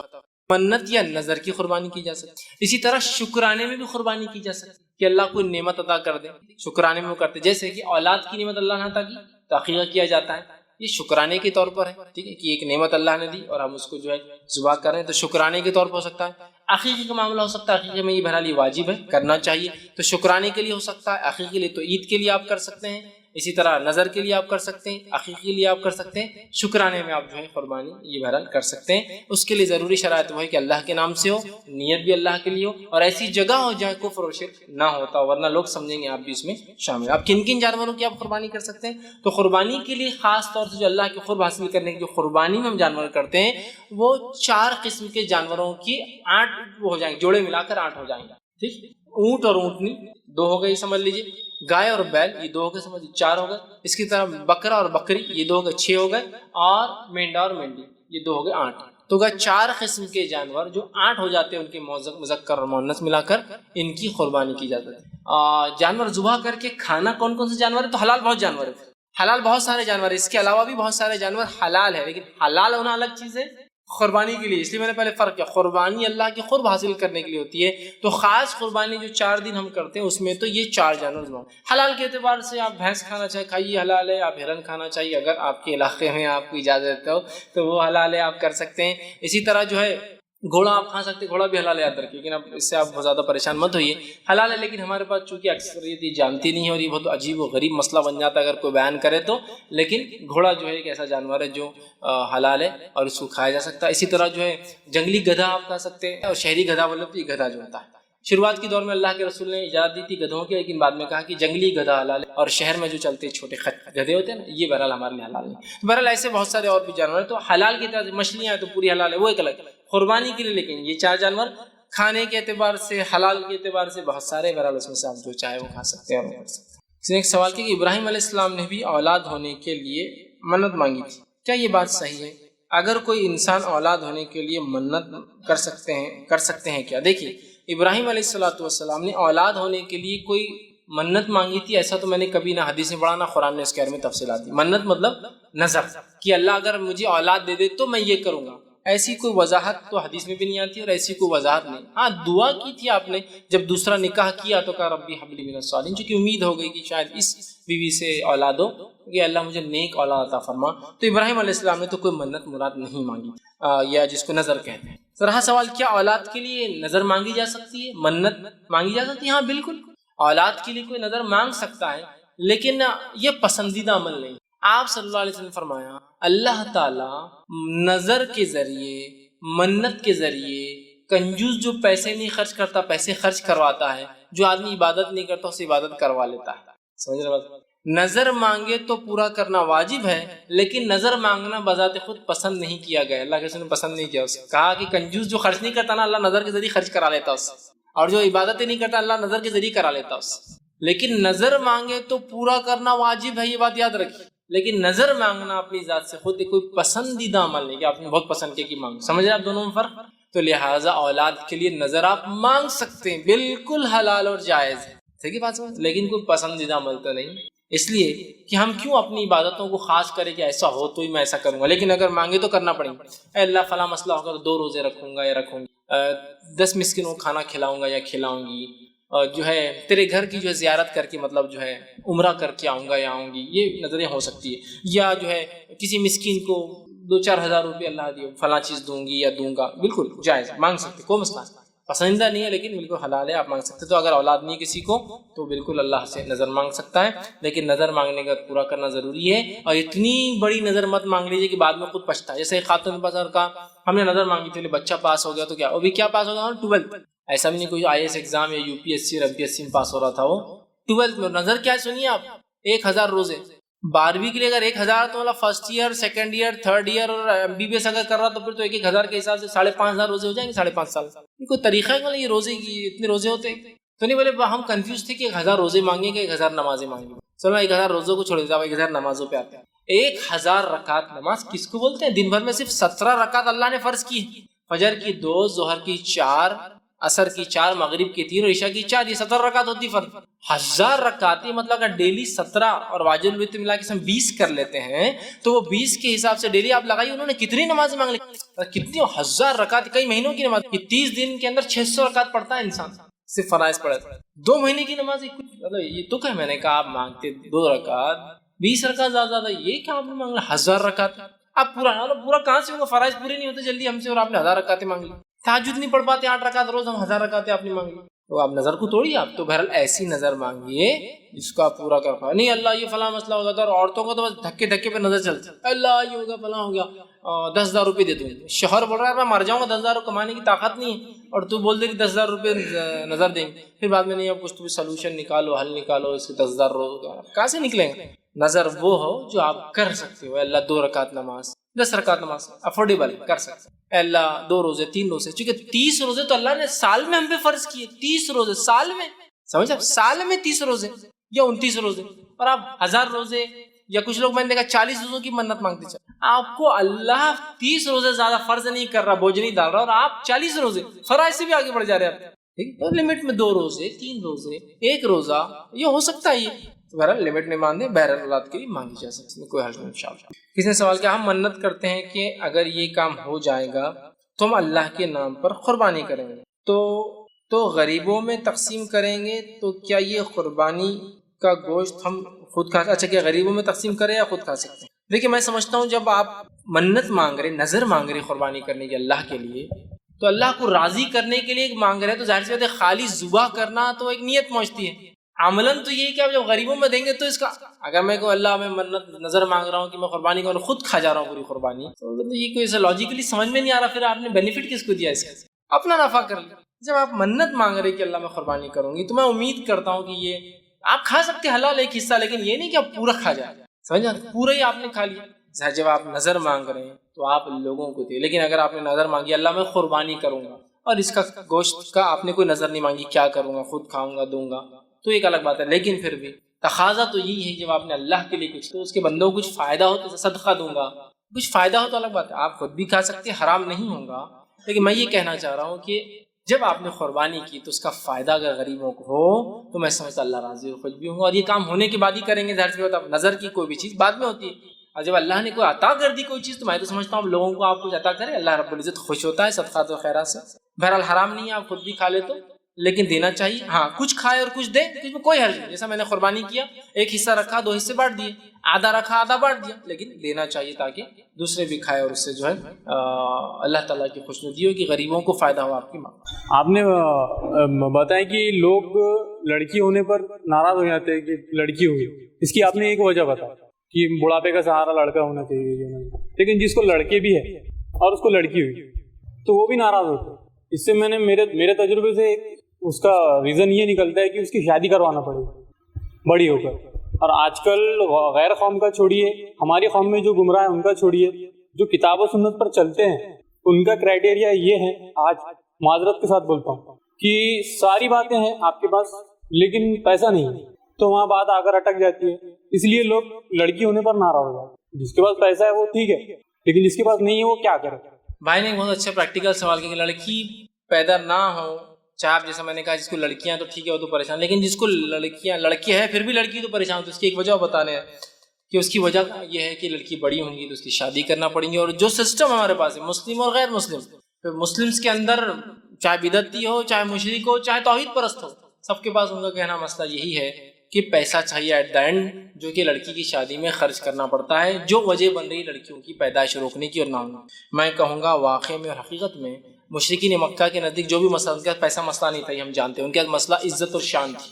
لیکن آج لڑکی کی پیدائش جو بوجھ سمجھا جا رہا ہے، وہ بوجھ سمجھنے کی ایک بہت بڑی وجہ میں بھی کہہ سکتا ہوں 90% سمجھ لیجیے وجہ ہو سکتی ہے، وہ یہی ہے کہ اس کے لیے پیسہ کہاں سے لائیں گے.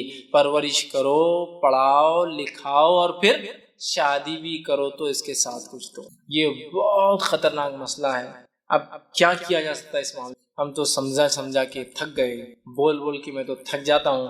کبھی کبھار تو اتنا سخت بولتا ہوں کہ کچھ لوگ مجھے ملتے ہیں تو بولتے فیض بھائی اتنا بھی سخت نہیں دینا، تھوڑا سا اگر آپ تھوڑا کم بولے تو اچھا. آپ ڈائریکٹ اس کو حرام بول دیتے ہیں، رسموں کو حرام بول دیتے ہیں. میں اس لیے کہتا ہوں تم رسموں میں پیسہ خرچ کرواتے ہو، شادی میں پیسہ خرچ کرواتے ہو، آنے جانے کا بھاڑا ان سے لیتے ہو، ولیمے ان سے کراتے ہو. بہت سے لوگ میں نے دیکھا ولیمہ لڑکی والے کر کے دیتے ہیں، تم سب کرواتے ہو. تو پھر میں کیوں نہیں بولوں گا ان چیزوں کو حرام جو آپ کو غلط چیز کی، ایک چیز جو غلط چیز کی طرف لے جاتی ہے اس کی پوری چین غلطی ہوتی ہے. آپ نے فرمایا نا کہ لعنت ہو شخص پر جو انگور لگائے. انگور لگانا حرام نہیں ہے، بس بازو شراب کا کارخانہ، انگور چلے جائیں گے، اس نیت سے لگائے تو لعنت ہے. لعنت تو جو توڑے، لعنت تو جو ٹرانسپورٹ کرے، لعنت تو جو پیسے، لعنت جو پیک کرے، لعنت تو جو بنائے، لعنت تو جو سرو کرے، لعنت تو جو بیچے، سب پر لعنت. اور لعنت تو جو لکھے 9 لوگوں پہ لعنت. شروعات جس سے بھی سب حرام. میں نے کہا یہ رسومات سب بدعتیں اور یہ سب حرام، اس لیے میں سب کو حرام کہتا ہوں. نہیں تھوڑا سا چک کی اجازت دینا، میں کسی کی اجازت نہیں دیتا ہوں رتی برابر میں. لیکن اب ہم کیا کریں، الٹیمیٹ یہ ہے سماج میں کہ یہ حال ہے. اور میرے ذاتی تجربے تو بہرحال آپ کے تھوڑے رہیں گے، میرے تو ہزاروں لوگوں سے تجربات رہے. خود اسلامک ریسرچ سینٹر کا ایک میرج بیورو تھا، اس کے بھی تجربے میرے پاس ہیں. ایک سے ایک ایسے تجربے، کبھی رات میں یاد کرے تھوڑی دیر جاگتے رہنا پڑتا ہے، نیند نہیں آتی کہ کیا ایسا بھی ہوتا ہے. لوگ ایسا بھی سوچتے ہیں کہ ایک صاحب نے 6 لڑکیاں ریجیکٹ کی. میں نام بھی نہیں لے رہا ہوں اور گمنام بات کر رہا ہوں. 6 لڑکیاں ریجیکٹ کی. 6 لڑکیاں ریجیکٹ کرنے کے بعد جو لاسٹ لڑکی کو ریجیکٹ کی اس کا ریزن میں نے پوچھا، بہت ہو گیا یار 6 ریجیکٹ کر دیا. تو کیا ریزن دیا معلوم؟ تھوڑی سی اس کی مانگ بڑی تھی. بولے مانگ چوڑی، تو ڈر تھا کہ بال جلدی جھڑ جائیں گے. میں نے کہا تم اٹھ کر یہاں تک آئے، اس کے اسٹیمپ پر لکھ کے دے سکتے کہ تمہارا بچہ زندہ بچیں گا، اس کے ساتھ زندگی گزاریں گا اور وہ ہوں گا. جو اس کے بال جھڑیں گے اس کے لیے تم اس کو ریجیکٹ کر رہے. یہ حالت ہے. میں بالکل پریکٹیکل بات کر رہا ہوں. بھائی نے کہا تجربے میرے بہت زیادہ تجربے. قرآن حدیث کے مطابق لڑکی چاہیے، قرآن حدیث کے مطابق لڑکی، قرآن حدیث کے مطابق فیصلہ، قرآن حدیث کے مطابق. سن کے ایسا لگتا ہے کہ آپ ان کہاں ہیں دنیا کے اندر، لوگ کتنے آگے ماشاء اللہ تخمین قرآن حدیث قرآن حدیث قرآن حدیث. وہ آپ نے ریجیکٹ کر دیا اس لڑکی کو. اس کو قرآن آتا تھا, وہ حافظ قرآن تھی اور وہ فلاں اسکول سے پڑھی ہے, اس کی دینی تعلیم اتنی اچھی, وہ عربی جانتی ہے, اس کو فارسی آتی ہے اور نمازی ہے, کس وجہ سے ریجیکٹ کیا؟ وہ کب 2 رنگ کے لائے تھے ان کے گھر والوں نے, آدھے کپ الگ تھے اور آدھے کپ الگ تھے. کب دیکھنے گئے؟ تو آپ پہلے بولنا چاہیے تھا کہ آپ کب پسند کرنے جا رہے تھے, ہم کب رکھ دیتے تھے آپ کے سامنے, آپ کو لڑکی نہیں چاہیے, کب چاہیے؟ نہیں مطلب جیسا اس سے پتا چلتا ہے نا, کیا پتا چلتا رہا احمق انسان, کب سے تم پتا کرو کسی کے ایمان اور تقوی کا. قرآن حدیث کیوں بول رہے تھے تم؟ بول کیا ہو, کب چاہیے, گاڑی چاہیے, اچھی چادر چاہیے, اچھا وہ چاہیے, ہم ہے تو ٹھیک ہے تو بولیں چل نکل یہاں سے. کب ریزن ہے آپ کی شادی؟ بہت برے حالات ہیں بھائی, میں اس معاملے میں کیا کہوں اور کیا نہ کہوں, بس یہ حال ہے.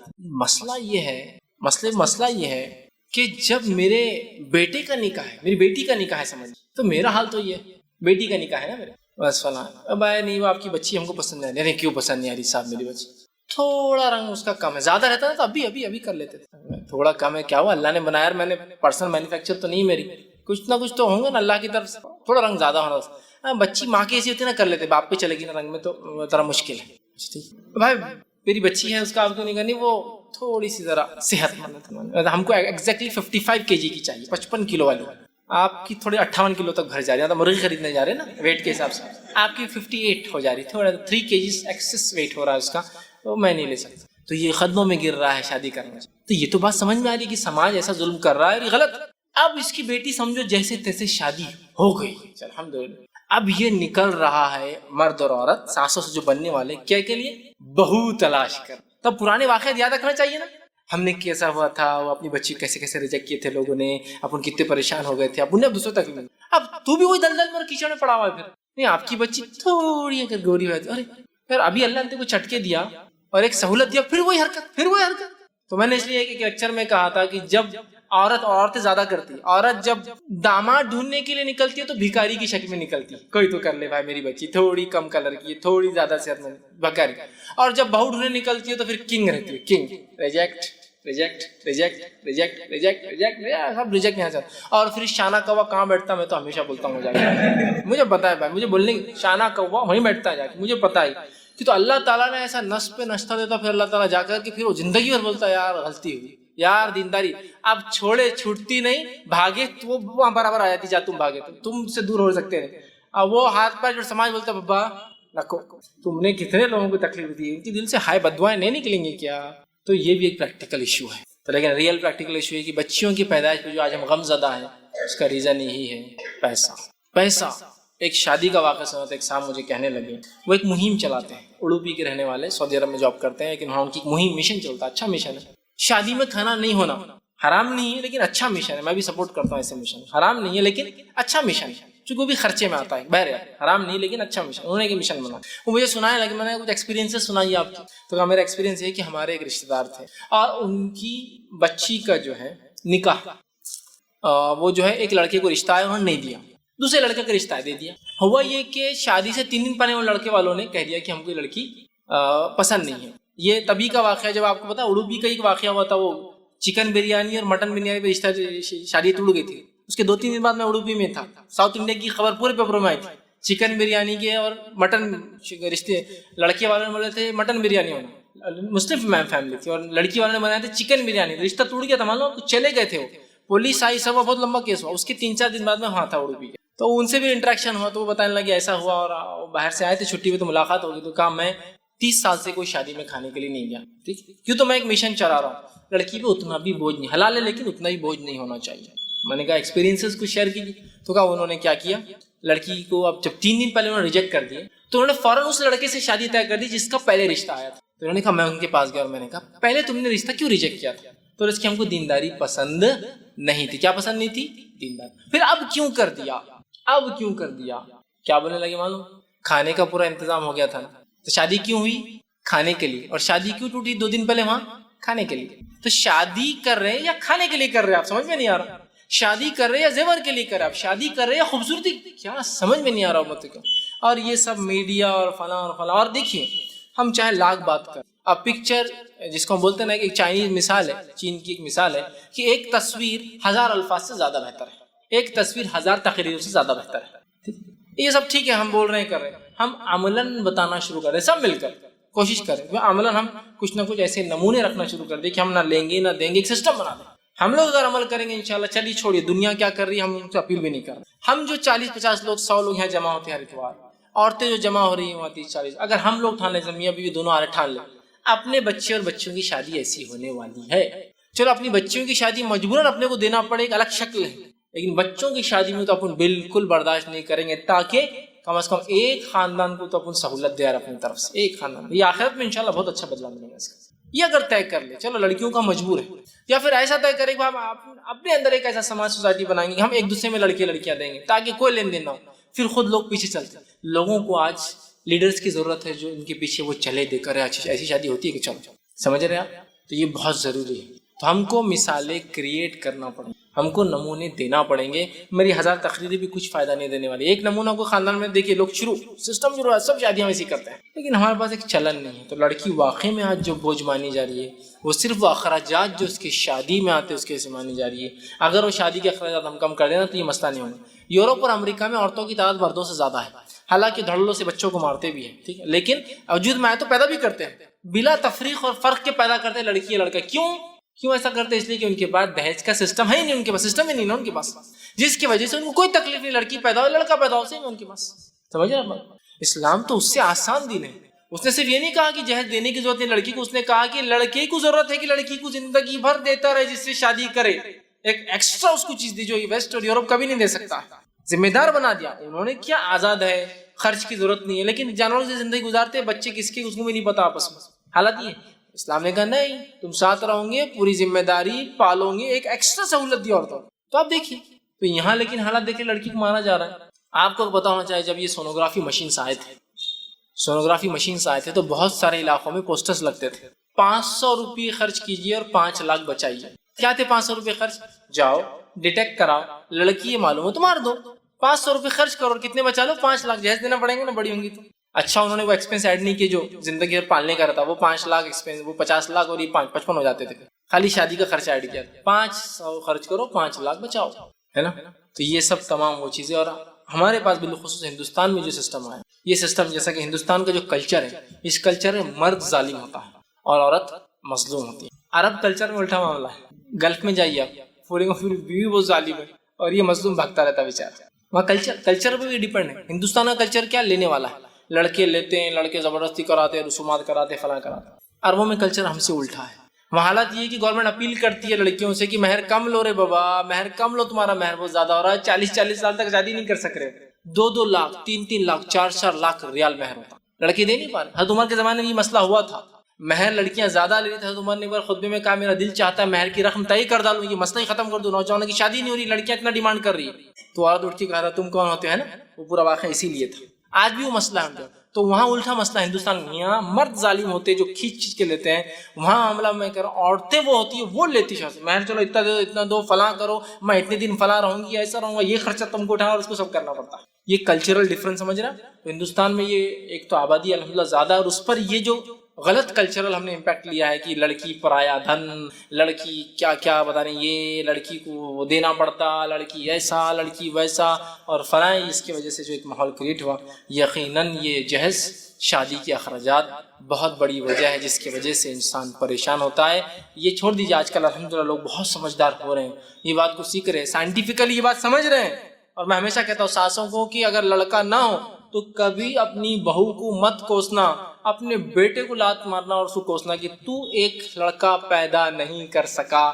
اس لیے کہ سائنسی اعتبار سے ہم جانتے ہیں عورت کے اندر جو بنیاد بنتی ہے بچے کی پیدائش کے لیے، اس کو کروموزومز کہتے ہیں. اس میں ایکس 2 سیٹ آف کروموزوم ہوتے ہیں، اور مرد کے اندر ایکس اور وائی دونوں ہوتے ہیں. جب عورت کا ایکس اور مرد کا ایکس ملتا ہے تو بنتی ہے لڑکی، اور عورت میں چونکہ ایکس ہی ہوتا ہے، اس کا ایکس اور مرد کا وائی ملتا ہے تو بنتا ہے لڑکا. تو عورت کے اندر کوئی طاقت نہیں ہے، اللہ نے کی صلاحیت، ویسے وہ دنیا میں اعتبار سے کہہ رہا ہوں، ویسے اللہ کے ہاتھ میں جو کچھ ہے کوئی صلاحیت نہیں کہ اپنے لڑکا لڑکی پیدا کرے. وہ مرد سے نکل کر نطفہ جو جاتا ہے وہ ڈیسائیڈ کرتا ہے کہ لڑکا ہو یا لڑکی ہو. تو اپنے بیٹے کو کوسنا کہ کیا کرا یہ لے کے آیا، ہمارے لیے ایک لڑکا نہیں پیدا کر سکتا. بہو کو مت کوسیے، بیچاری کا کوئی دوش ہی نہیں، وہ تو ریسیپینٹ ہے، صرف وہ اولاد کو لیتی ہے تمہارے بچوں کو، تمہارے خاندان کو آگے بڑھانے کے لیے، صرف اپنے پیٹ میں بڑا کرتی ہے، پالتی ہے، دودھ پلاتی ہے، اس کو کوسے. اور ایک عجیب فطرت ہے، یہ فطرت کو بھی تھوڑا سمجھنے کی ضرورت ہے. جتنا ظلم عورتوں نے عورتوں پہ کیا نا، مردوں نے عورتوں پہ کبھی نہیں کیا. اپنے چیلنج سے کہتا ہوں، جتنا ظلم عورت پر کرتی ہے، بیٹا تو بھی برداشت کر لے رہا کہ مجھے بیٹی ہوئی، सास को बर्दाश्त नहीं माँ को कि मुझे पोती हुई, मेरा औरत हो क्या औरत पर जुल्म करती होती। और दुनिया में चाहत देखो क्या है, बकरे होना बकरियां होना बकरियां, मुर्गे होना मुर्गियां होना मुर्गियां, अंडे मुर्गे अंडे थोड़ी देते, भैंस होना हेले होना, भैंस हेला एक ही रहता बना हुआ कहीं तो भी, भैंसे होना, गाय होना बैल होना, लड़की होना लड़कियां होना लड़की। अरे वाह, बाकी जिन्स में तो सब में आपको मुअन्नस मुअन्नस फीमेल फीमेल फीमेल चाहिए, और यहाँ अगर अपने लिए मेल। अरे जरा समझो, तो औरतों ने औरतों पे जितना जुल्म किया ना मर्दों ने उन पर नहीं किया, खुद जुल्म करती है औरत। ये भी एक वजह हो सकती है, लेकिन असल वजह जो भाई ने कहा बहुत हद तक यही एनालिसिस मेरा भी है कि ये शादियों के अखराजात हैं जिसके वजह से ये जुल्म और सितम के तहत औरत दब रही है और उनकी पैदाइश को खामोखा गैर फितरी तौर से रोका जा रहा है और उन्हें पहुँचाया जा रही है। अल्लाह ताला हम तमाम को समझ दे कि इस मसले को हम समझें, वरना आने वाला ज़माना बहुत सख्त है। और मैं हमेशा कहता हूँ दौर घूम कर आता है। जिस पोजीशन में आज मेरा ससुर है और मैं उसको तकलीफ दे रहा हूँ उसकी बेटी की वजह से, कल वही पोजीशन में मैं आके खड़ा हो जाऊँ और कोई दूसरा आदमी शायद वो ज़माने के एतबार से और एडवांस और तकलीफ दूंगा, वो जब आके मुझे तकलीफ देंगे शायद उस उम्र में मैं उसको बर्दाश्त करने के लायक नहीं रहूँगा। तो मैं उम्मीद करता हूँ सहूलत दे और सहूलत ले, आसानी दे आसानी ले, अच्छा कर और अच्छा बदला पा। जी ठीक है कि जो ये 3 हिस्से किए जाते गरीबों का, अपना खुद का और रिश्तेदारों का, तो ये सुन्नत से साबित है या समझो अपन ही करते ऐसा जो 3 हिस्से करते, तो इसके जरा वजाहत कर दीजिए। भाई ने एक सवाल किया कि आखिर कि जो 3 हिस्से करते हैं तो क्या ये सुन्नत से साबित है या हम लोग ही करते हैं? सुन्नत से एग्जैक्टली ऐसा लफ्ज नहीं है कि एक रिश्तेदारों में, एक खुद के लिए और एक मिस्किनों में। कुलू, हदीस में जो लफ्ज सही मुस्लिम का कुलू खाओ, व दखिरू और कुछ स्टॉक कर रखो, वो तसद्दक़ और कुछ सदका करो, ये लफ्ज है हदीस। खाओ, ज़ख़ीरा करो और सदका करो। ठीक, तो वो लोग कुछ बोलते हैं खाओ से मुराद जैसा कलेजी वगैरह हम बनाते खा लेते हैं, ज़ख़ीरे में वो है जो हमारा पार्ट, और एक पार्ट सदका करो, समझ रहे? तो वो 3 करते कि खुद के लिए, एक मिस्किनों के लिए वो करें। हदीस में ऐसा लफ्ज नहीं, खाओ ज़ख़ीरा करो स्टॉक करो कुछ और बाकी का सदका करो। तो ये डिपेंड है, कोई पूरा जानवर खा ले भी तो उसको कोई मलामत के लायक नहीं, कोई पूरा बांट दे भी तो कोई गलत काम नहीं कर। मैं क्यों कह रहा हूँ, बहुत से लोग बोलते हैं अरे 1/3 तो खाना ही पड़ता।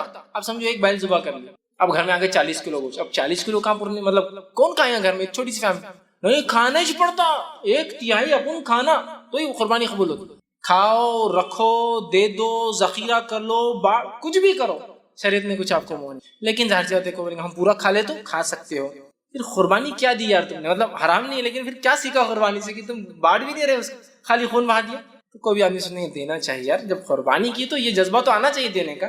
तो उस वजह से उलमा लिखते हैं ताकि कम से कम लोग दे। लेकिन इसमें मसला ये हो, कुछ लोग जो मालदार है वो नहीं खाने पड़ेंगे और परेशान हो रहे खा खा, या फिर बड़े का करते और बांट देते, छोटे का करते रख लेते। ऐसा भी नहीं होना चाहिए, बांटना चाहिए, इसलिए गरीबों को भी मौका मिलता है इसमें। तो बहरहाल आप जो करना चाहे करें, शरीयत ने इसी को 3 एग्जैक्टली कैटेगरीज नहीं मानता। किसी ने सवाल किया क्या इंसान को लाइफ टाइम में 4 शादियां करना है बाय हिज विल, उसके मर्जी से, या फिर इंसान की वो पीरियड ऑफ टाइम 4 शादियां ही हो सकती है। लाइक वेज कि एक इंसान ने 7 शादियां की है बट एट प्रेजेंट 4 मैरिजेस है। किसी ने सवाल किया क्या एक इंसान एक वक्त में 4 करेगा या पूरे जिंदगी में 4 करेगा? तो इससे मुराद याद रखिए एक वक्त में उसके पास 4 बीवियां रहेंगे, ज्यादा से ज्यादा लाइफ टाइम में कितनी भी हो सकती है। जैसा आप बहुत सारी रिवायतें पढ़ेंगे, हज़रत अली के जैसा हज़रत उमर इब्न खत्ताब जो है इनको 5 बीवियां थी या 7 बीवियां थी, तो एट अ टाइम 4, फिर इंतकाल हुआ तो फिर नेक्स्ट। मतलब सहाबा की अगर आप जिंदगी देखें तो ऐसे बहुत कम सहाबा मिलेंगे जिनका कोई भी एक स्लॉट खाली रहता होगा 4 में से। जैसी कोई होता एक, जैसी कोई होता एक, जैसी कोई होता एक, जैसी कोई होता एक, मतलब इंतकाल हुआ कि फौरन निकाहें कर लेते थे। ठीक, समझ रहे बात को? तो लिहाजा ऐसा बहुत कम मिलेंगे सहाबा जिनकी 4 से कम बीवियां। तो इससे मुराद है सारी जिंदगी में 4 शादियां नहीं, किसी ब एक वक्त 4 बीवियों का होना। ऐसा एक बीवी थी, इंतकाल हो गया विलादत के अंदर, अब 3 हो गए, 4 थे, फिर एक वो कर सकता है। लेकिन अब ओवरऑल उसकी सीरत में क्या, उसकी तारीख में क्या लिखा जाएगा? 5 बीवी। एक की डेथ के बाद फिर वो ऐड हो गई, फिर हो सकता है किसी की किस वजह से डेथ हो गई या तलाक हो गई, फिर हो गई 3, फिर उसने एक कर लिया, तो अब लिखा कितना जाएगा उसके बायोडाटा में? 6 बीवियां, लेकिन उसके एट अ टाइम 4 थी। तो लिहाजा यही माना। तो अगर किसी इंसान की 7 शादियां हुई है लेकिन एट प्रेजेंट 4 है, तलाक दे दिया होगा या इंतकाल कर देंगी, तो जाहिर सी बात है हो सकता है फिर वो मोर देन या खुला ले ली होंगी, छोड़ दी होंगी। तो एक वक्त में 4 माना है। ऐसा अलग अलग वक्त में उसकी 1 से ज्यादा, मतलब 4 से जायद भी हो सकती है कि एक किया इंतकाल होगी, फिर एक किया तो वो 5वीं होगी, फिर इंतकाल होगी, तलाक होगी, फिर एक किया, ऐसे कितने भी हो सकती है, उसमें कोई हर्ज नहीं।